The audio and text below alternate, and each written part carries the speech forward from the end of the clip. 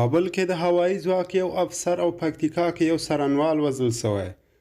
د کابل ولایت په پغمان کې د نامعلومه وسلوالو په برید کې د هوايي ځواک یو افسر او پکتیا کې یو څارنوال وژل شوی دی. د کابل پولیس وایي وسلوالو تېره شپه د پغمان ولسوالۍ په باغ داود سیمه کې د صفت الله فقیر په نوم د افغان هوايي ځواک یو افسر په ډزو وژلی دی.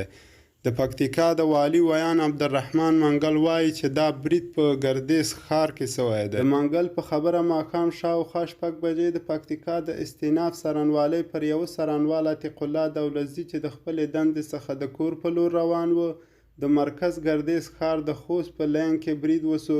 په دې پیښه کې دولتزی ووژل شو. چارواکي وایي دواړه بریدونه د نامعلومه وسلوالو له لوري شوي دي. تر اوسه چا د دې بریدونو مسؤولیت نه دی منلی.